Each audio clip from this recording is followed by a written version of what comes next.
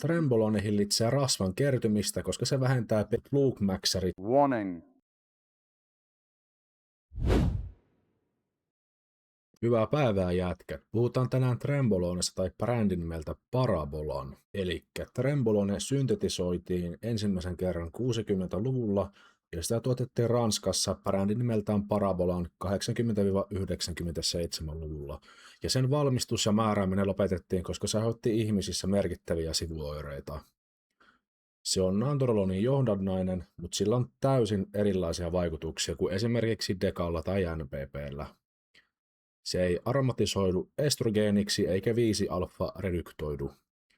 Sen anabolinen androgeeninen suhde paperilla on noin 500 ja 500, eli se on testosteronia noin 5 kertaa anabolisempi sekä androgeenisempi. Se on yksi tunnetuimmista ja vahvimmista steroideista, mitä löytyy. Ja sitä ei turhaan käytetä karjan kasvatukseen, sillä saadaan maksimoitua lihan määrä sitten teurastuksessa. Tässä on androgeeni-anabolisten steroidien puu. Tässä näkyy nandroloni, josta sitten Trenbolone on johdannainen. Trenbolone on erittäin anabolinen sekä oma antikatabolisen uniikin efektin sen antiglukakortikoidi-efektin vuoksi. Se tuo kosmeettisesti hyvin kuivan, vaskulaarisen ja kovan luukin, jonka vuoksi sitä käytetään aika usein kisaprepeillä. Se stimuloi vahvasti keskushermostoa, jonka tuoksi se tuo äkillisesti voimaa. Se hillitsee lihomista, eli on antiadipogeeninen. Puhutaan tosta kohta lisää. Ja tuo monille loputonta lipidoa ja itsevarmuutta. Sitten ainutlaatuisista ominaisuuksista, josta Trenbolone on juuri tunnettu. Tuo Trenbolone hillitsee rasvan kertymistä, koska se vähentää PPA-reseptorin ilmeentymistä. Nämä PPA-reseptorit siis säätelee sun kehossa rasvan muodostumista, eli se estää kehoa luomasta ja täyttämästä uusia rasvasoluja. On siis antiadipogeeninen. Se parantaa insuliiniherkkyyttä, koska se laskee kasvuhormonipulssien amplitudia ja kestoa. Se parantaa ravintoaineiden hyödyntämistä tuon PPA-reseptorin mekanismin vuoksi, joten ravintoaineita ei voida muuttaa rasvaksi, vaan ne täytyy viedä lihaksiin glykogeenina tai sitten aminohappoina, joilla saadaan ajettua lisää anabolismia. Se tekee myös lihasten satelliittisoluista eli kantasoluista yliherkkiä IGF-1, jonka vuoksi ne alkaa jakaantumaan ja proliferoitumaan paljon herkemmin. Trenbolone vähentää hyvin merkittävästi kataboliaa, josta se on tunnettu. Esimerkiksi kovassa stressissä tai kalorivajeessa sun keho erittää lisämunuaisissa glukokortikoidihormoneja, näistä varmaan tunnetun kortisoli, joka on katabolinen, eli aiheuttaa lihaskatoa. Trenbolone toimii glukokortikoidireseptoreiden antagonistina, eli se vie kortisolilta niistä paikan, ja se myös vähentää glukokortikoidireseptoreita itse lihaksissa. Se estää maksassa myös glukoneogeneesin tuon antiglukakortikoidi-efektin vuoksi, eli aminohappojen muuttamiseksi glukoosiksi, joka on siis katabolista. Tämä myös selittää, että useat, jotka käyttää Trenbolonea, niin kärsii hypoglykemiasta, eli siis matalasta verensokerista, koska kalorivajeessa sun kehon maksa ei pysty normaaliin tapaan tuottaa enää glukoosia, jolla sitten ylläpidettäisiin verensokeritasoja.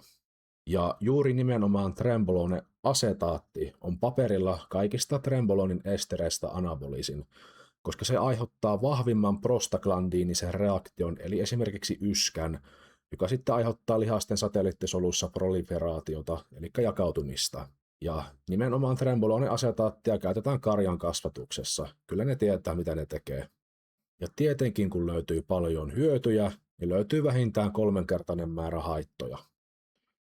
Se estää kortisolin hapettumasta kortisoniksi, jolloin tuota kortisolia on liikaa veressä.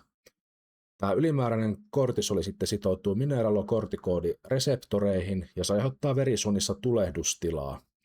Ja se johtaa verisuonten pintamien kovettumiseen. Ja sitten siihen kovettumaan pääsee herkemmin esimerkiksi kolesteroli ja kaikki muut kuonoaineet kiinnittymään. Se johtaa plakin kertymiseen eli lopulta ateroskleroosioon. Se suppressoi hyvin vahvasti HPG-akselia, eli johtaa oman testosteronin tuotannon loppumiseen. Ja varmaan yksi vahvimmista HPG-akselin suppressoijista. Ja tuon Trenbolonin metaboliitit jäävät myös vuosiksi käyttöön lopettamisen jälkeen häiritsemään tuota akselia, eli omaa tuotantoa. Se aiheuttaa merkittävää dyslipidemiaa, eli korkeata LDL, huonoa kolesterolia, matalaa HDL, hyvää kolesterolia. Ja tuo johtaa pidemmällä aikavälillä sydänsairauksiin. Se myös nopeuttaa kehon punasolujen tuottoa, joka nostattaa hematokriittiä, eli tekee sun verestä paksumpaa, joka johtaa korkeaseen verenpaineeseen. Eli on sydämelle hyvin toksinen. Prolaktiiniini voi hieman nousta, koska trenboloni pystyy sitoutumaan progesteronreseptoreihin. Mutta mitään merkittävää nousua ei ole havaittu ihmis- tai eläintutkimuksissa käytettäessä trembolonia. No, jos tuo prolaktiiniini nyt sattuu nousemaan, se voi johtua kilpirauhashormoni T3, koska trembolone laskee tuon määrää veressä, tai korkeasta estradiolista, koska miehissä prolaktiiniini seuraa korkeata estradiolia tai matalaa T3. Se on hyvin androgeeninen, eli aiheuttaa aknea ja hyvin useilla hiusten lähtöä. Se on myös hyvin neurotoksinen useammalla eri tavalla, koska se vaikuttaa hyvin vahvasti aivokemiaan. Aiheuttaa monella tren-yskää, varsinkin injektoidessaan trenbolone asetaattia sen vahvan prostaglandisen reaktion vuoksi ja aiheuttaa tällaisen yskäkohtauksen. Se myös laskee aika huomattavasti aerobista suorituskykyä, eli se hengästyt helpommin. Insomniaa, eli heikentää unenlaatua monella hyvin merkittävästi. Paranoia, eli monet alkavat epäilemään, että kumppani on pettänyt heitä, hyvin yleistä. Se aiheuttaa myös niin sanottua roinaragea, eli moni ei pysty kontrolloimaan heidän tunteitaan. Hyvin vahvaa hikoilua, myös nukkuessa, joka entistä enemmän heikentää unenlaatua. Tässä on lisää haitoista. Mä löysin tällaisen kuvan netistä ja mä käänsin tämän suomeksi. Nämä kaikki tutkimukset ei ole suoritettu ihmisissä, mutta antaa kuvaa, mistä on siis kyse. Näistä voisi puhua monta tuntia. Haittojen minimoinnista, eli omega-3, tarkemmin EPA tai DHA 3-4 grammaan päivässä. Ja mun mielestä parhaat lähteet on kalaöljy ja tietenkin rasvaset kalat, esimerkiksi sardiini, lohi, makrilli. Melatoniinia 10 mg päivässä auttamaan uneen, ja koska myös trembolone laskee omaa melatoniinin eritystä, ja melatoniini on myös antioksidantti. Kolesteroliin etsetimibia 10 mg päivässä tai ihan kolesterolilääkettä. Trembolone aiheuttaa dyslipidemiaa, saa aika harvoin korjattua luonnollisin keinoin, esimerkiksi kasvistereloilla tai sitrusbergamootilla tai vastaavilla. Jos prolaktiniini nyt sattuu nousemaan ja sen verikokeissa olet havainnut, niin vitamiini B6 tai B5P 100 mg päivässä auttaa yleensä kontrolloimaan sitä. Magnesium ja nimenomaan glysinaattiversiota noin gramma elementaalista päivässä. Tuo auttaa rauhoittamaan sun keskushermostoa, trembolone stimuloi ja auttaa nukkumaan. Sinkkiä 25-50 mg päivässä. Nakkia tai N-asetalikysteeniä 1-2 grammaa päivässä auttaa munuaisia. Ja tietenkin täysin virheetön elämäntyyli, ruokavalio, nesteytys ja elektrolyytit. Kun sä käytät trembolonea, niin sä et saa mennä juomaan, juhlimaan, syödä roskaruokaa tai saat, mutta jos sua kiinnostaa pätkääkään sun terveys, niin et. Paastokardiota, niin kuin teidän kuuluisi tehdä, ihan aina käytätte tai et mitään. Auttaa jokaisessa terveysaspektissa hyvin merkittävästi. 20-30 minuuttia joka päivä, 60-70% maksimisykkeestä. Maksimisykkeen saatte, kun te vähennätte 220 teidän iän, ja sitten siitä tuloksesta 60-70%. Tuo on teidän sykealue. Ja tietenkin verenpainelääkkeet, esimerkiksi telmisarttaani, koska trembolone tulee nostattamaan todennäköisesti verenpainetta melko huomattavasti. Trembolonen annostelu ja anekdoottinen käyttö, kuinka paljon sitä yleensä käytetään. Suositaan trembolone asetaattia, koska siinä on 1-2 päivän puoliintumisaika, joka meinaa, että se on nopeasti sisään ja ulos. Ja tätä injektoidaan sitten päivittäin. Jos sulla alkaa pahat sivuoireet tai terveyshaitat, niin sun ei pidä kärsiä niistä sitten pidempään. Kuin esimerkiksi enantaattiversiossa, joka on noin 5 päivän puoliintumisaika. 90% trembolonen vaikutuksista saavutetaan noin 50-75 milligramman viikkoannostuksella. Jotkut käyttää tuon verran päivässä, joka on aivan väärin.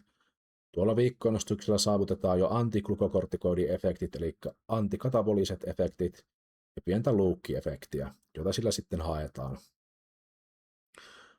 jos sä haluat puskea, niin 75-350 milligrammaa viikkoon. Tuolla saadaan maksimoitua oikeastaan kaikki siitä, kosmeettinen efekti sekä mahdollisesti tuomaan hyvin vahvaa anabolismia. Jotkut jopa kasvattaa aika merkittävän määrää lihaa pidemmällä dietillä, jos trenbolone on käytössä, koska se parantaa ravintoaineiden hyödyntämistä ja niin edelleen. Ja mä itse sanon, että trenbolonea tulee vaan käyttää, jos sä oot päättänyt, että sä tuut jossain vaiheessa kisaamaan, se on täysin varma, tai jos sä oot jo menossa kisaamaan tai oot kisannut. Se on elinikäinen sitoutuminen, koska se suppressoi niin vahvasti sun HPG-akseli, eli omaa tuotantoa, että todennäköisesti joudut loppuelämän pistämään testosteronia, eli joudut testosteronin korvaushoidolle.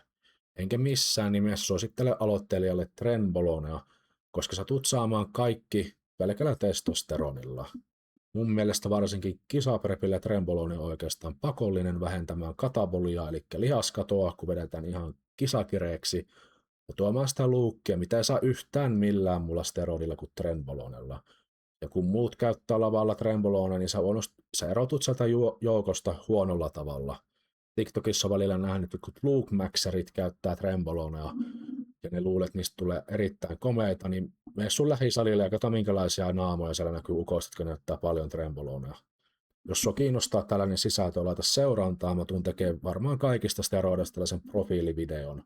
Ja ihan kaikista muusta ravinnosta, kehonrakennuksesta ja niin edelleen. Tällaista Suomessa ei oikeastaan ole, ja mä oon varmaan yksi ensimmäisistä.